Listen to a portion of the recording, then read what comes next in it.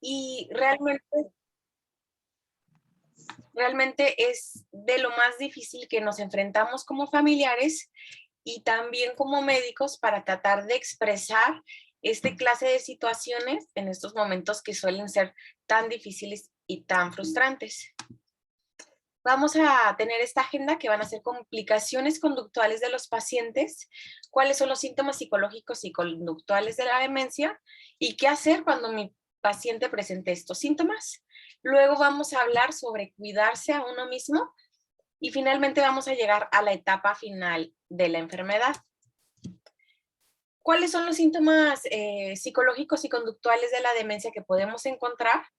Realmente son muchísimos, pero podríamos englobarlo como delirios y alucinaciones, agitación, ansiedad y depresión, agresividad, vagabundeo o deambulación errática, desinhibición y conducta inadecuada. Cabe recalcar que no son los únicos, de hecho vamos a hablar de un poquitos más, y además no todos los pacientes presentan estos síntomas, pueden tener algunos y otros no, y cada persona pues es diferente y va a estar llevando diferente tipo de síntomas. Lo primero que tenemos que entender de estos síntomas, que estos comportamientos no se realizan de una forma intencionada.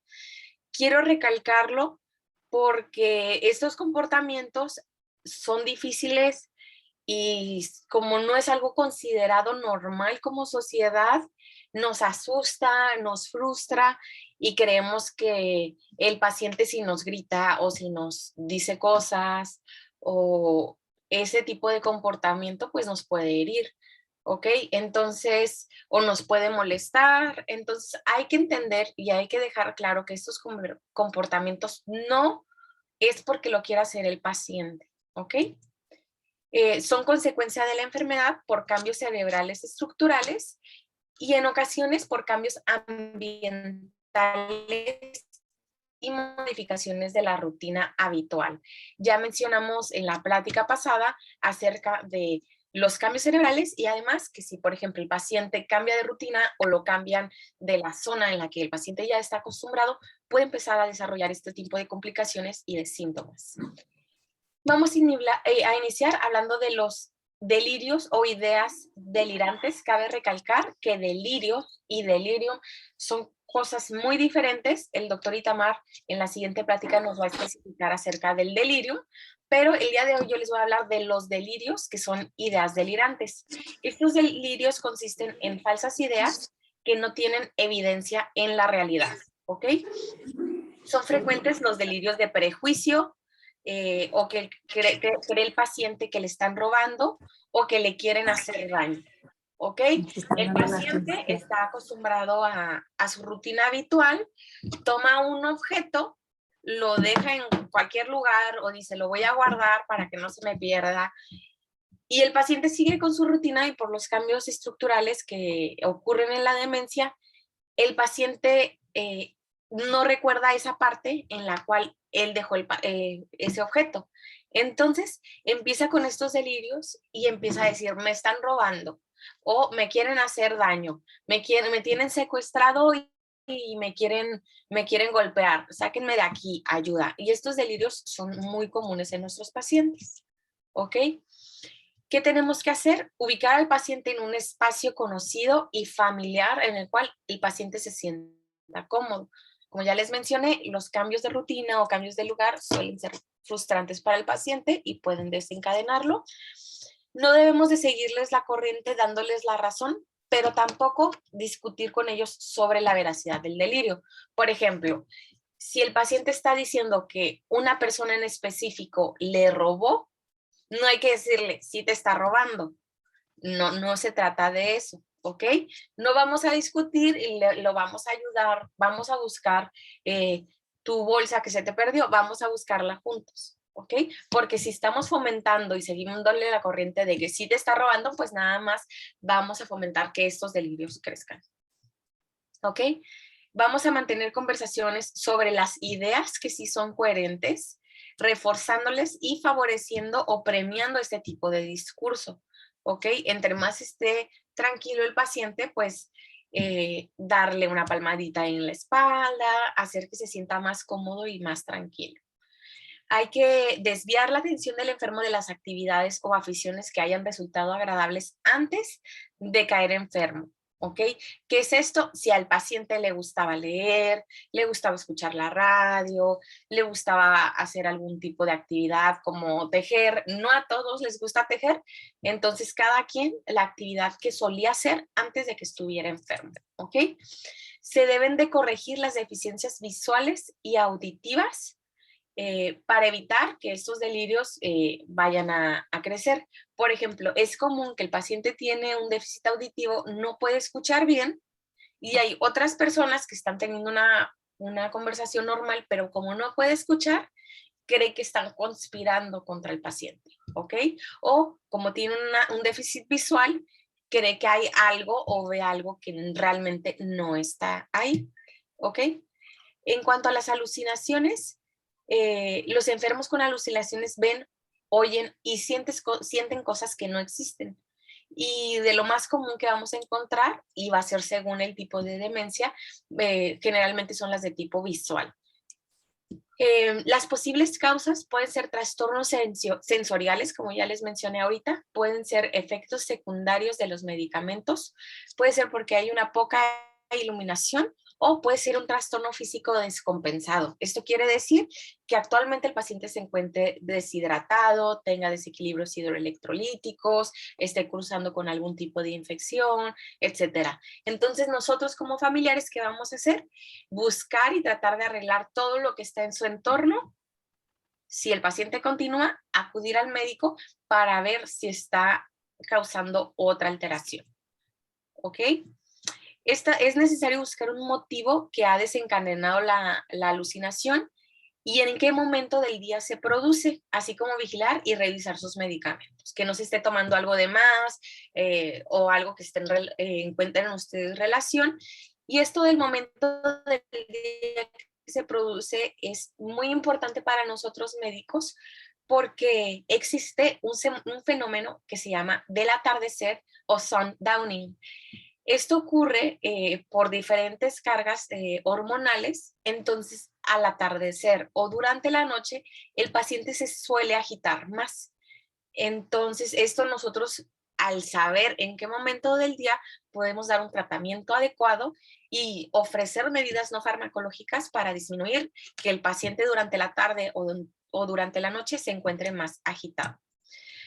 Si las alucinaciones no son peligrosas, debemos de dejarle tranquilo, ¿ok? Al no haber un peligro, no tenemos por qué estarlo molestando, estarle peleando, porque como ya mencionamos, no es que el paciente quiera estar viendo, sino es un síntoma. El cuidador no debe de alarmarse por las alucinaciones, debe de reaccionar con tranquilidad con el fin de no incrementar el nerviosismo del paciente. ¿Ok? Otro ejemplo común en estos pacientes es cuando el paciente está diciendo que, por ejemplo, que está viendo a su pareja, esposo, esposa, a su mamá, y estas personas, por ejemplo, que ya hayan fallecido, al cuidador le causa mucho miedo porque relaciona que está viendo a alguien que ya no vive y pues por todos estos mitos culturales, etcétera, dice, no, es que ya se va a morir porque está viendo gente muerta. No es necesariamente eso, sino que el paciente está teniendo una alucinación con un ser querido que aunque ya no viva, el paciente está imaginando, está teniendo la alucinación realmente de este ser querido. Entonces, no hay que alarmarse, hay que seguir tranquilos y saber que es una manifestación de la enfermedad. Tampoco hay que discutir con que no, ahí no hay nadie, no vamos a contradecir, no vamos a discutir, vamos a mantener al paciente tranquilo. El contacto físico puede ser tranquilizador, pero siempre sobre su campo visual. Imagínense que están ustedes viendo algo alarmante y los tocan, los agitan, pues obviamente esto va a alterar al paciente.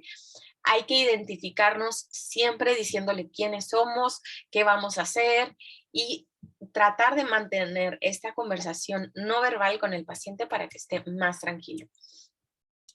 Nuevamente que vamos a seguir, nunca negarle la alucinación, porque para esa persona sí es real.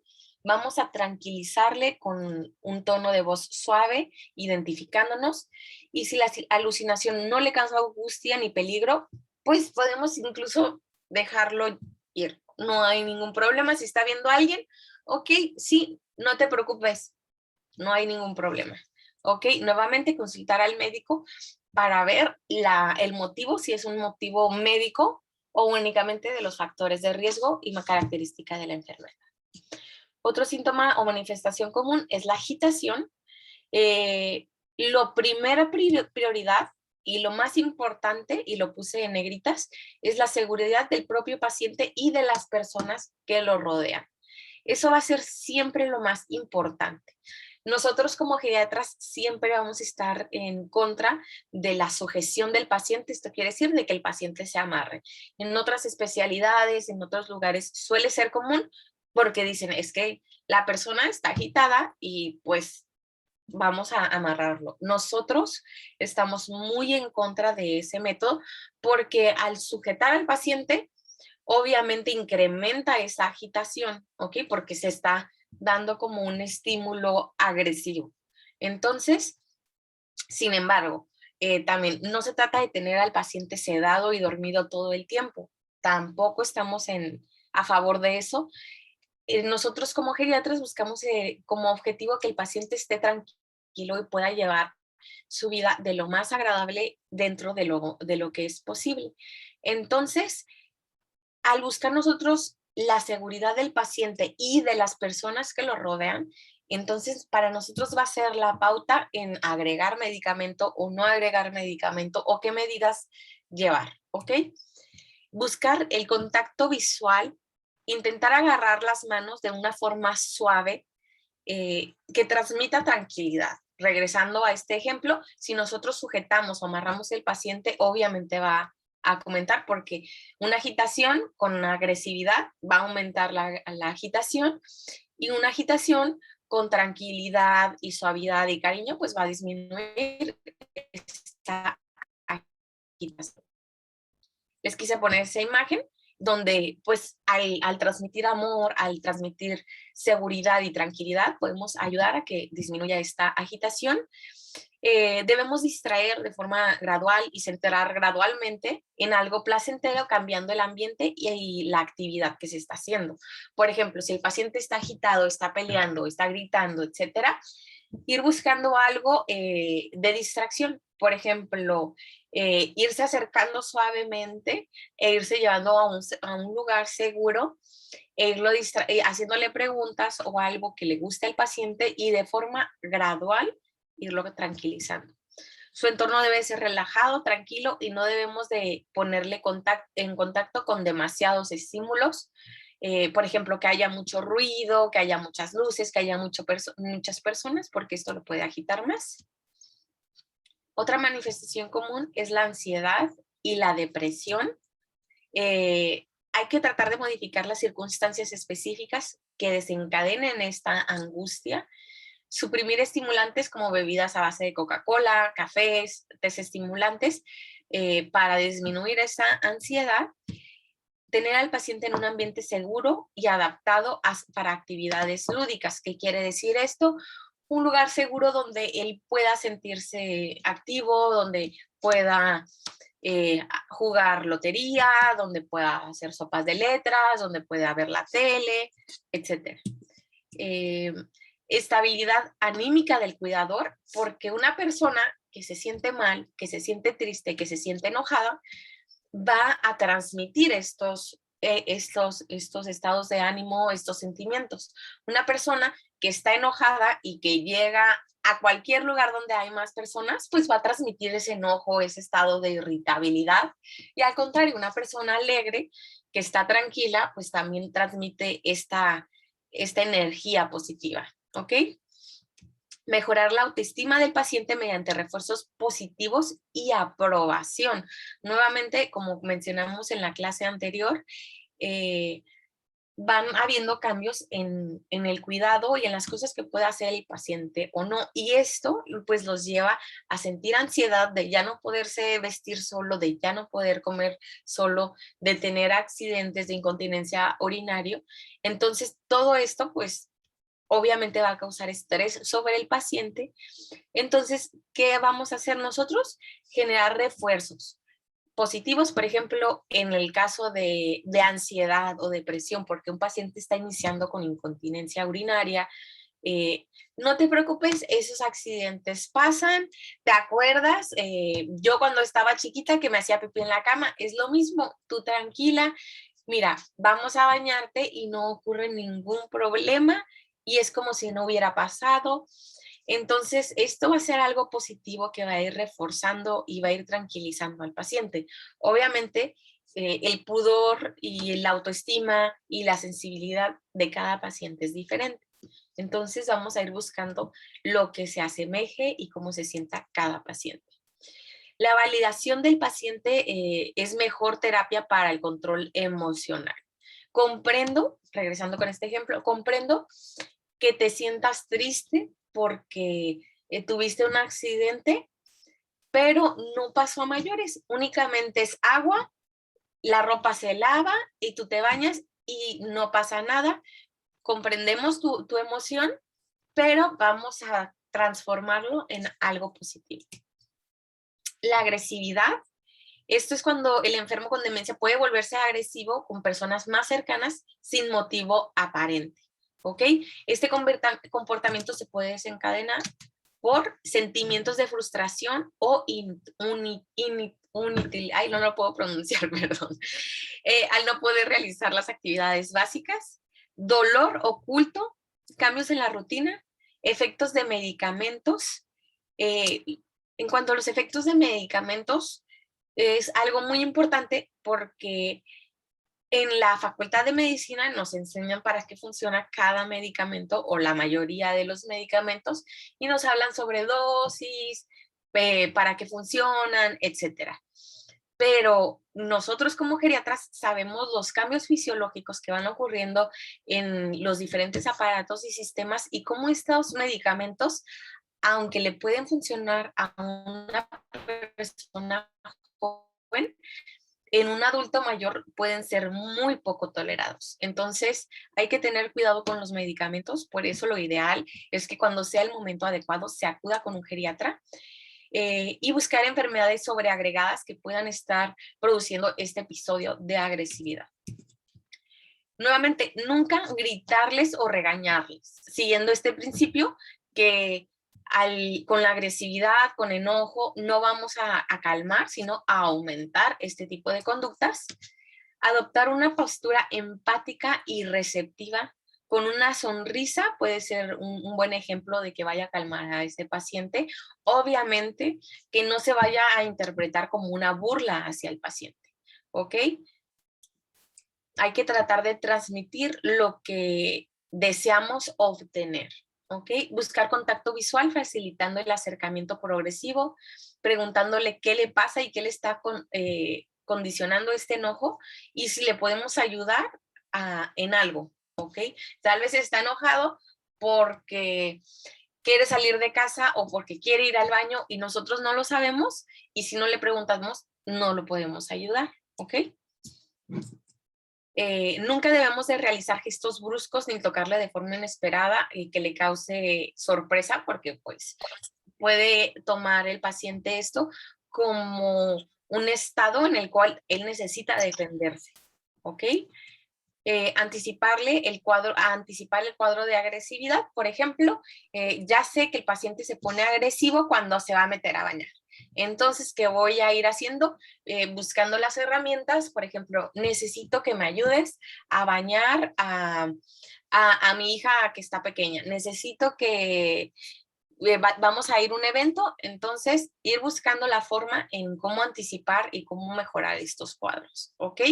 Nosotros como familiares vamos a ser las personas que más conocemos al paciente, entonces vamos a saber qué le molesta y qué no le molesta y qué le gusta y qué no le gusta. Si el paciente está muy agresivo, debemos de retirarnos prudentemente de su alcance y eliminar o retirar aquellos objetos que puedan ser peligrosos, recordando que la pauta número 1 es la seguridad del paciente y de las personas que lo rodean. Debemos recordar que esta agresividad es fruto de la enfermedad y no tomarlo como algo personal. Nuevamente, no hay que tomarlo personal porque si decimos, se portó así conmigo, entonces yo me voy a portar agresivo y grosero con él, porque ¿cómo es posible que se porte si yo soy la persona que lo cuida? Realmente no vamos a llegar a ningún lugar y solo vamos a generar más conflicto porque no es que el paciente quiera. Consultar con el médico, puede ser conveniente revisar los medicamentos, ya lo mencionamos, y recordar no perder la calma ni utilizar los medicamentos como primer medida, distraer su atención y averiguar qué provoca esta situación. El vagabundeo o deambulación errática, este tipo de conducta puede ser un problema cuando se produce en lugares inadecuados o existe riesgo de caída o de fuga. ¿Cómo podemos, cuáles son las causas que lo pueden estar llevando al paciente que ocurra esto? Tal vez puede ser la necesidad de realizar actividad física, ¿ok? El paciente estando únicamente en casa no se ejercita lo que es necesario y necesita más energía, mayor actividad, porque ya no lo dejamos cocinar, ya no lo dejamos salir, etcétera. Entonces, pues el paciente va a querer correr, va a querer salir, va a querer caminar. Entonces, esta puede ser una de las causas. Una expresión de una sensación de malestar, por ejemplo, estreñimiento, dolor, frustración, cualquier tipo de malestar que lo pueda estar haciendo caminar de forma errática realmente. Necesidad de ir al baño, desorientación, que el paciente no sepa en qué lugar está, entonces va a empezar a caminar y va a tratar de buscar un lugar que le parezca conocido, a pesar de que se encuentre en un lugar conocido, pero para el paciente está desorientado y no lo reconoce. ¿Qué es una deambulación errática? Es un caminar sin rumbo fijo, una actividad excesiva, intentos de escaparse de la casa, seguir continuamente al cuidador. El cuidador se encuentra cocinando o limpiando y ahí está el paciente atrás del cuidador, o caminar hacia un lugar inapropiado, que puede ser esto, en medio de una avenida, en el techo o en algún lugar donde el paciente se pueda poner en peligro. Nos va a convenir tener un fácil acceso en los lugares por donde camina para evitar el riesgo de caídas, y esto va a ser tanto en el interior del hogar como en el exterior. Es común que en las entradas o salidas de la casa haya escalones o que el pavimento no esté parejo, y esto puede condicionar que el paciente se pueda caer. El entorno del paciente no debe de ser estresante, debe de tener una iluminación suave con colores cálidos y una música o sonidos adecuados, ¿ok? Nuevamente vamos a tratar de transmitir lo que queremos recibir con el paciente. Son necesarios los sistemas de seguridad y alarmas adecuados, así como eliminar barreras arquitectónicas, que esto ya mencionamos, tapetes, cosas que estén interrumpiendo el flujo de donde camina el paciente. Y en cuanto a la seguridad, que las puertas de salida tengan un sistema de cerrado un poquito más complejo para que el paciente no los pueda abrir con facilidad en estos episodios. El uso de localizadores es importante y puede ser de utilidad en este tipo de pacientes que tienen un poco más de energía. Por ejemplo, los Apple Watch ya tienen funciones de localizador, más en Estados Unidos, donde tienen incluso que se llame al paciente en caso de que se caiga, y son de bastante utilidad. Ya encontramos otros localizadores de que el paciente tenga medallas o pulseras con sus datos, por si se llega a perder. Al tener una buena relación con los vecinos y que los vecinos ya sepan de la condición del paciente, por si algún vecino lo ve, saber cómo actuar y a dónde llevarlo, ¿ok? Y personas de confianza que puedan estar cuidando del paciente. Bueno, la inactividad o apatía se presentan por falta de interés de las actividades de la vida diaria, del cuidado personal y disminución de la respuesta emocional y de la iniciativa. Esto quiere decir que el paciente no va a tener ganas de hacer absolutamente nada, no le va a importar cómo se ve, si hace o no hace, si come o no come, y las actividades que le causaban placer ya no le causan ni placer, ni estímulos, ni les agrada, ni les desagrada nada, ¿ok? Es importante identificar si el paciente está apático o si está deprimido. El manejo es diferente. Sin embargo, la apatía puede ser un síntoma de depresión, ¿ok? Para eso, nuevamente, hay que conocer bien el paciente y saber cuándo llevarlo al médico. Vamos a tratar, para combatir esta apatía, de organizarle actividades que le gusten o que sí disfrute, hacerle sentir útil dentro de un entorno familiar. Esto quiere decir, oye, tengo mucho trabajo, por favor, ayúdame a lavar los trastes, ayúdame a separar el frijol, ayúdame a doblar esta ropa. Y es una ayuda que al él sentirse útil, él o ella sentirse útil, va a tratar de transmitir mayor actividad. Si el paciente no desea cooperar, es preferible no insistir. Ahora lo haces y no te levantas de aquí hasta que lo hagas, pues no, eso va a salir contraproducente, podemos generar agitación, disgusto, malestar. Entonces vamos a distraerle y podemos intentarlo más tarde. Fomentar el ejercicio y relacionarse con más personas para así nuevamente estimular que el paciente se encuentre activo y tenga esta relación interpersonal.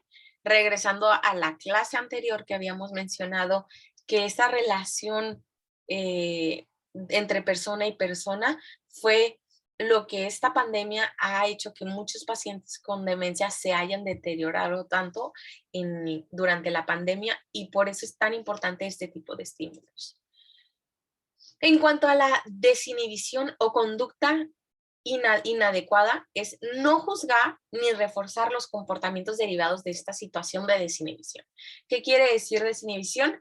Que el paciente realmente esté desinhibido en su comportamiento y que se quiera desvestir o que esté con cierto tipo de comportamientos de hipersexualidad. No vamos a juzgar de que el paciente se siente como tal de esa forma, o que él quiera agredir, o que quiera insultar, o que quiera faltar el respeto a alguien.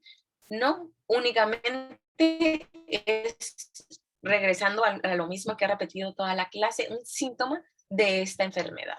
No todos los pacientes lo presentan, pero suele ser algo que como familiar nos causa mayor impresión y mayor frustración y mayor miedo, porque además de que no sabemos cómo reaccionar a los cambios de conducta en nuestro familiar, además lo regresamos a algo que es un tabú en toda nuestra sociedad, más en México, que es el país donde vivimos. Entonces más nos causan impacto y más nos causan dificultad para manejar este tipo de situaciones. ¿Ok? No hay que reaccionar de forma alarmante ni castigarles, porque ellos no comprenden que están actuando de una forma inadecuada. Si el paciente se desnuda, podemos cubrirle con una bata o ayudar a ponérsela, y debemos de actuar con mayor naturalidad posible, ya que, por ejemplo, regresamos, si nosotros actuamos alarmados, rápido y muévete y cámbiate y esto, son estímulos muy, muy activos que pueden alterar más al paciente y más va a quererse desvestir. Y ahora podemos agregar que además de desinhibido, va a estar con conducta agresiva. Para evitar que se quite la ropa con facilidad, podemos adaptarlo utilizando botones especiales más difíciles de desabrochar. Recordar que no todos los pacientes son iguales, ¿ok? Tal vez este paciente con desinhibición nos conviene más que se tenga dificultad para desabrochar botones, y el paciente que queremos que aún pueda seguir con sus actividades de vida diaria, ponerle velcro para que se pueda vestir más fácil, ¿ok? Siempre va a ser el tratamiento y lo que queremos lograr de forma individualizada. Si el paciente realiza este tipo de actividades en lugares públicos, evitar confrontaciones de que no lo debes de hacer, evitar que se peleen, llevarle con delicadeza a un lugar más privado y distraerle con otra actividad. Recuerden que la distracción va a ser de nuestras herramientas más importantes. Y no le debemos de dar excesiva importancia, porque tiene la misma importancia que la tiene con todas las demás conductas que ya mencionamos, ¿ok? Si nosotros le damos mayor importancia, realmente vamos a estar dando vueltas en círculos porque lo único que tenemos que hacer es tratar este tipo de conductas. Como ya lo mencionamos, son conductas que son tanto difíciles como de comprender, como difíciles de nosotros sentir y nosotros estar, es un constante trabajo, ¿ok? Es difícil que el paciente se ponga agresivo y me esté insultando, es difícil que el paciente se me quiera salir y si se me pierde y si algo le pasa. El tratar con con los pacientes con esta enfermedad realmente es muy, muy difícil y es común que los cuidadores presenten un síndrome que se llama sobrecarga del cuidador. Esto quiere decir que el paciente ya está sobrecargado y siente demasiado estrés, ¿ok? Entonces, ya mencionamos que no es nada fácil y vamos a iniciar a cuidarse a sí mismo. ¿Quiénes? Los cuidadores, ¿ok? ¿Cómo lo vamos a hacer? Validando las emociones. Es normal que yo me sienta enojado porque soy la única persona que lo tiene que estar atendiendo 24 horas y si el día tuviera más horas tuvieran que estar pendiente del paciente. Que si estoy dormida y escucho el mínimo ruido o estoy soñando algo y me parece escuchar algo, yo ya estoy pendiente porque qué tal si se levantó y se va a salir de la casa o se puede caer o cualquier cosa, entonces es un constante trabajar. Entonces, validar las emociones. Es normal que yo me sienta cansado, es normal que yo me sienta frustrado y entender por qué se sienten así y al nosotros aceptar esta emoción es más fácil comprenderla y llevar a cabo mayores actividades, porque otro síntoma común es estoy enojado, estoy triste, estoy frustrado, pero no me puedo sentir así porque es mi papá, es mi mamá y ellos me han tratado, ellos me han cuidado toda la vida y yo se los debo, entonces yo no me debo de sentir mal. Claro que es esperado, claro que es normal sentirse tristes, sentirse cansados, todo esto hay que validar las emociones de cada cuidador, ¿ok? Nunca dejar atrás el autocuidado. Es común de que las mujeres, pues bueno, ya no se vayan a arreglar el cabello, que ya no vayan a todas las citas médicas del paciente, pero ellos tienen años sin hacerse estudios de laboratorio, sin ir a un médico, porque eso pasa a segundo plano. No, hay que llevarlo también a primer plano, el autocuidado y darse tiempo para sí mismo, no únicamente ir al médico, no. Tiempo de calidad, tiempo de ocio, tiempo para estar tranquilo, ¿ok? Es una responsabilidad muy importante y muy grande mantener en un buen estado de salud, tanto físico como emocional, ya que la salud del cuidador va a repercutir de forma directa en la salud del paciente. Entonces vamos a tratar de que todos los cuidadores busquen tiempo para acudir al médico, tiempo para disfrutar ratos con su familia, sus amigos, seguir manteniendo algún tipo de hobby, buscar soluciones, etcétera, ¿ok? Todo esto va a ser importante para la salud del cuidador, porque estando bien el cuidador, vamos a tener mejor al paciente y al revés. Entonces, ¿qué vamos a hacer? Aprender a delegar. Esto yo ya no lo puedo hacer, te toca a ti, hermano, te toca a ti, te toca a ti. Lo siento, pero yo ya no puedo. Y es, por ejemplo, esperado de que es que como yo soy la que está aquí, pues lo tengo que hacer yo. No, hay que aprender a delegar todo este tipo de actividades, programar su vida para que así sea más fácil poder delegar las actividades, poderse tomar sus espacios. Ok, hoy lunes me toca ir a mí a tomar el café con mis amigas. Y regresamos al siguiente punto, que es dejar esos espacios de ocio y libertad y se deben de respetar. No es de que, híjole, pero hoy está más agitado. No, se van a respetar y a esa hora le toca cuidarlo al nieto, le toca cuidarlo al tío, le toca cuidar a alguien más y se debe de respetar ese horario de ocio. Y a las 6 de la tarde yo ya llego a bañar al paciente, lo que sea, pero tratar de programar todos estos espacios, tanto con actividades del paciente como actividades del cuidador.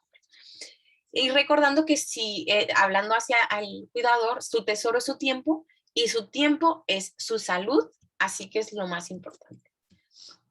Hay que recordar, aceptar las limitaciones y no todo lo puede solucionar ustedes como cuidadores y buscar otras cosas y hechos positivos. ¿Cuándo pedir ayuda? ¿Ok? No sabemos nosotros porque estamos acostumbrados a dar. ¿Cuándo pedir ayuda? Cuando el cuidador siente impaciencia, que sienta rabia, dificultad para concentrarse, fatiga, negación a la fatiga también, de que no me puedo sentir cansado porque tengo que estar yo ayudándole.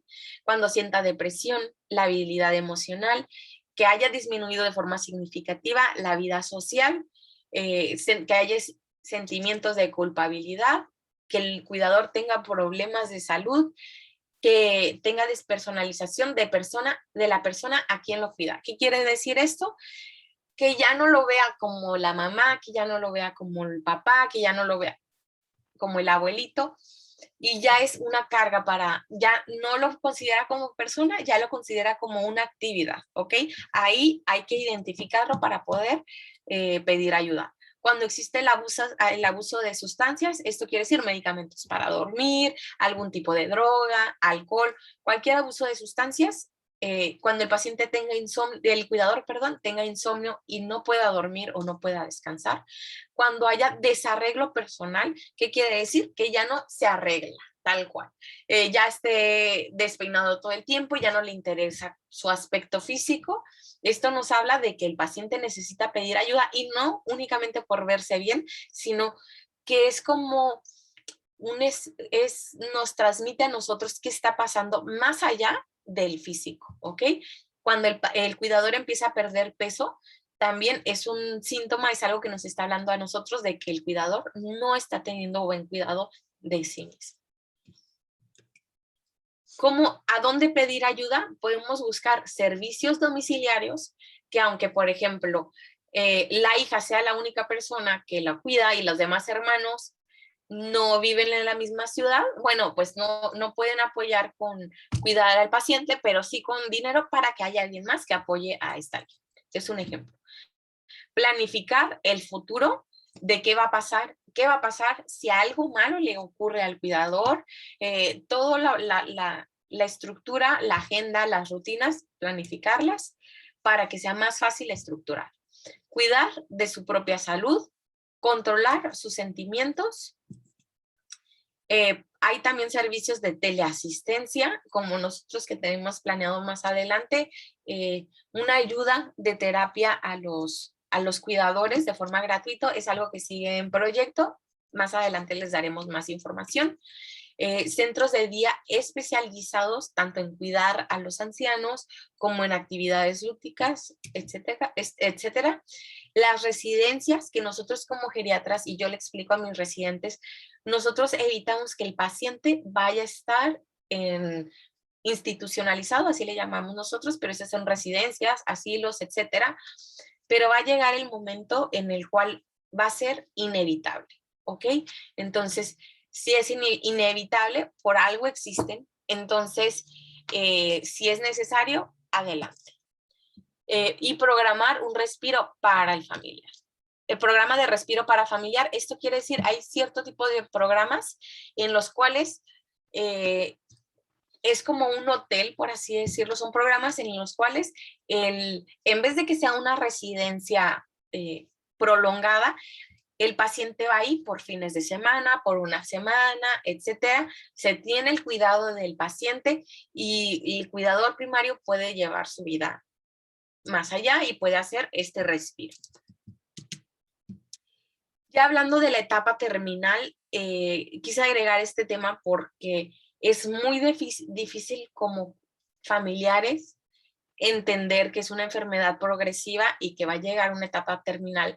Como es muy difícil nosotros como médicos abordar esta etapa terminal y explicarles en qué consiste y cómo va a surgir y qué es lo que van a sentir, ¿ok? vamos a encontrar que al final de la vida las personas con Alzheimer pueden vivir durante 20 años o más, pero el promedio es de 8 a 12 años, ¿ok? Esto va a depender de cada paciente y esto es epidemiología específicamente de la enfermedad de Alzheimer. Y las causas de muerte suelen ser consecuencia de otras enfermedades como insuficiencia cardíaca, infartos, neumonías, infecciones urinarias, infecciones por lesiones de presión, etc. Entonces, no es que la demencia lo haya matado, pero sí existen otras complicaciones como secundarios a los efectos debilitantes de la demencia. ¿Qué quiere decir? Que como el paciente ya no se mueve y no hay oportunidad de estarlo moviendo como es apropiado cada 2 horas con colchones de presión alterna, etcétera, el paciente ya tiene úlceras, ya está desnutrido, estas úlceras se infectan y luego fallecen por una infección de estas úlceras. Entonces, realmente no falleció por la demencia, pero sí por una complicación de la debilidad que fue ocasionando todo lo demás, o como el paciente ya tiene incontinencia y se la pasa en cama, es más común que el paciente vaya a tener una infección de vías urinarias y se complique y pueda fallecer por esa infección de vías urinarias. O que el paciente vaya a tener problemas para deglutir por afección de la debilidad y de la progresión de la enfermedad, y parte de la saliva, de la comida o cualquier cosa de medicamentos que puedan estar en la boca del paciente se vayan a un pulmón y el paciente fallezca por una infección pulmonar, ¿ok? Una neumonía por aspiración, etcétera. Entonces, precisamente para todo este tipo de cosas debemos de ir pidiendo ayuda, debemos de ir sabiendo cómo tratarlas para evitar en medida de lo posible las complicaciones y si es posible mejorar las condiciones o síntomas para mejorar este tiempo difícil. ¿Qué quiere decir? Que el paciente no sienta dolor, que sí tenga una forma de moverse adecuadamente para evitar ulceraciones, que tenga movimientos pasivos para evitar que el paciente se anquilose, etc. Entonces, siempre nosotros vamos a buscar como médicos y como familiares la comodidad del paciente. ¿Okay? ¿Y cuáles son los síntomas de las etapas finales? El paciente, nosotros como familiares, ¿cómo identificarlos? Porque como médicos hay ciertos criterios, pero como familiares nosotros, ¿cómo darnos cuenta? El paciente va a estar postrado en cama y va a ser incapaz de caminar, tendrá pérdida significativa de peso, puede tener dificultades para tragar o ya no se va a poder comunicar. El paciente ya no va a poder emitir palabras estructuradas ni decir qué siente, si quiere ir al baño, si quiere comer, ya realmente no va a haber una adecuada comunicación y es posible que se encuentre pasivo y requiera de un cuidado total. ¿Qué quiere decir? Que únicamente va a estar en cama, no se va a poder comunicar, no va a poder comer solo, no va a poder ir al baño solo y el cuidado va a ser total y absoluto. Eso nos va a ayudar a nosotros darnos cuenta que el paciente se encuentra en una etapa final. Es duro y difícil aceptarlo, pero al mismo tiempo es muy duro y muy difícil ver al paciente en estas condiciones, ¿ok? Entonces, precisamente porque es muy duro, nos permite darnos cuenta que ya es mejor que el paciente descanse y que realmente saber que la vida tiene que llegar a su fin, ¿ok? Porque es un proceso completamente natural en el cual absolutamente todos vamos a llegar. Entonces, ¿qué debo de hacer? Aunque el cuerpo y la mente estén en un proceso de deterioro, es posible que el familiar todavía esté consciente del cuidado y del afecto. Como he repetido yo en muchas ocasiones en ambas pláticas, la primera y esta, vamos a transmitir y el lenguaje no verbal va a ser muy, muy importante para que el paciente sepa qué es lo que queremos decirles, incluso más que las palabras. Entonces, pueden tomarle las manos, pueden acariciar su frente, decirle lo que ustedes necesiten decirle para cerrar su relación, Por ejemplo, decir que siempre fue una buena mamá, siempre fue un buen padre, gracias por haberlos llevado en el transcurso de esta vida, por haberlos apoyado en cierto tipo de decisiones. O, por ejemplo, yo la verdad te tenía rencor por esto, pero ya te perdono. O yo ya estoy lista, sé que tú tienes miedo de dejarme aquí sola, pero yo voy a poder seguir adelante, ya no te tienes que preocupar por mí, y decirle todo lo que consideren ustedes necesario decirles para poder cerrar esa relación y poder tener un cierre y una estimulación del paciente, ¿ok?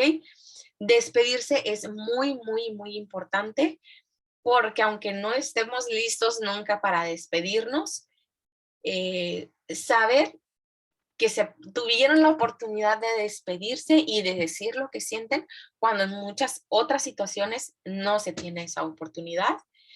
Y muy importante, recuerde que la enfermedad nunca va a cambiar el impacto de que su ser querido tuvo en la vida y en el mundo. Eso quiere decir que aunque ahorita lo vean en esta etapa terminal, eso no va a definir lo que su papá, lo que su mamá, lo que su persona cercana significó para ustedes a lo largo de la vida, porque esa no es como ustedes conocieron al paciente y como el paciente vive. Y quiero finalizar con esta imagen. Esta es mi tía y esta es mi abuelita, y mi tía representa en esta imagen, lo que es un cuidador, poniendo siempre la felicidad de la persona que cuida primero, y el tiempo y el cariño, y hay que agradecer, y hay que validar, y hay que tener siempre pendiente todo esto. Y recordando las siguientes pláticas, a partir del 18 de agosto nos va a comentar el doctor Itamar sobre delirium o demencia, cómo identificarlos. Y el día 20 de agosto, la doctora Sandra, qué pasa con la memoria en la demencia. Van a ser a las 11 horas, también por medio de este mismo link se pueden meter, están completamente invitados y los esperamos. Muchas gracias. Muchas gracias, doctora. No sé si alguien tenga algún comentario o alguna duda, nos la puede escribir por el chat, aquí estamos pendientes. Y en lo que nos escriben sus dudas, doctora, yo tengo una duda. Sí, claro. Bueno, la desinhibición conductual que mencionaba, ¿es lo mismo que hipersexualidad? No, no es lo mismo y no es lo único. En cuanto a la desinhibición conductual, puede ser únicamente, por ejemplo, que el paciente diga lo que piensa y lo que siente sin tener ningún prejuicio, sin tener ningún alto, y únicamente sigue diciendo lo que siente. O sea, es una desinhibición de absolutamente todo lo que le pueda llevar a tener una conducta adecuada.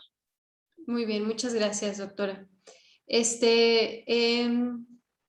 Yo creo que es muy importante el tema que mencionaba de validar las emociones, porque aquí ya también nosotros cubrimos el área de psicología y luego nos topamos muchas veces con comentarios o con preguntas que a veces podrían entrar como en el sentido común, en el hecho de decir, no te sientas mal, o sea, tú también te mereces un descanso, pero también como cuidadores y se nos apachurra un poquito el corazón, ¿no? O sea, el hecho de tener que desprenderte de esa persona para salir tú y hacer tu vida es algo muy complejo y es algo muy, muy difícil a la hora de cuidar a personas en proceso de demencia.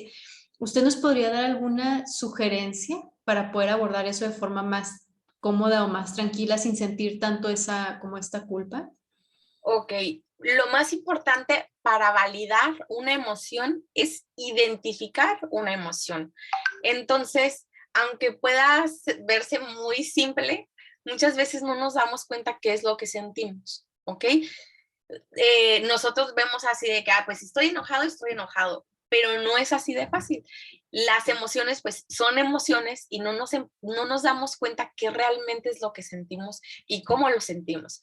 Entonces, una sugerencia sería estar pendientes de nuestras emociones para poder nosotros validar esa emoción. Entonces, identificar la emoción para poder validarla con todo lo que está ocurriendo y todas las cosas que nos dicen por qué se sienten así, porque si se sienten así es por algo, ¿ok?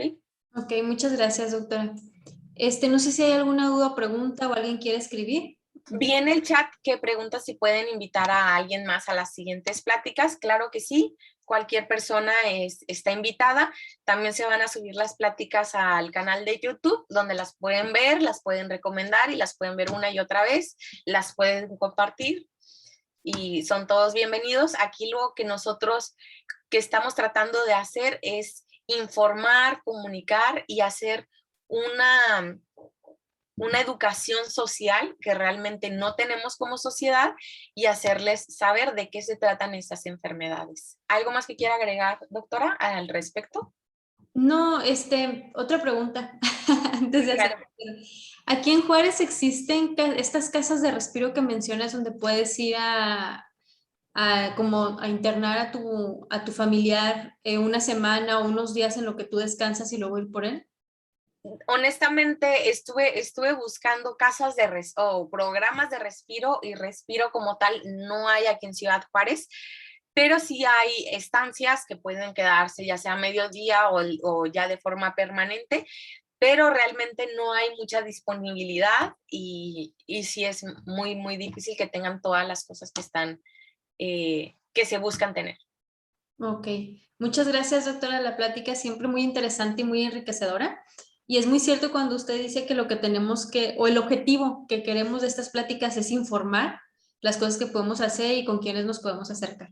Entonces le agradezco mucho la plática y de nuevamente les recuerdo que el miércoles va a estar el doctor Itamar con nosotros hablándonos del delirium y la demencia y cómo poder identificarlos en nuestra familia. Entonces, si ya no hay más dudas ni preguntas o comentarios, porque ahora casi no tuvimos comentarios, ya sería todo por el día de hoy. Les agradezco mucho su compañía y los esperamos el miércoles para continuar con las charlas. Que tengan un excelente día.